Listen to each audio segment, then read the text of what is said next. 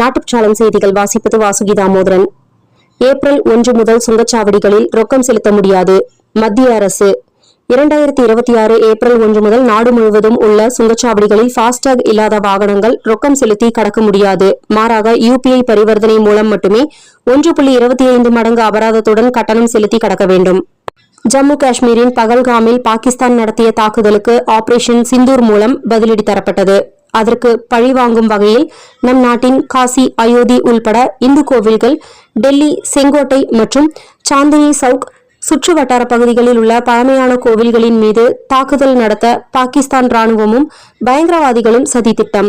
இந்திய உளவுத்துறை எச்சரிக்கையால் பல இடங்களில் பாதுகாப்பு பலப்படுத்தப்பட்டுள்ளது. பாகிஸ்தானில் செயல்படும் பயங்கரவாத அமைப்புகளுக்கு ஆதரவாக பதிவிட்ட 6 பேர் திருப்பூரில் கைது.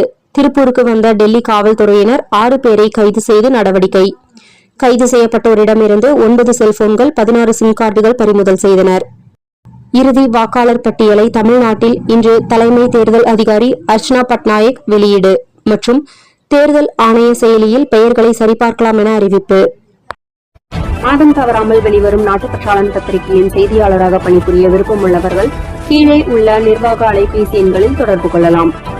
7947789115 மற்றொரு எண் 994434 410033. நாட்டுப்பற்றாளன் யூடியூப் சேனலில் விளம்பரம் செய்து பயன்பெறுங்கள். நமது நாட்டுப்பற்றாளன் செய்திகளை அறிந்து கொள்ள யூடியூப் சேனலை சப்ஸ்கிரைப் செய்யுங்கள்.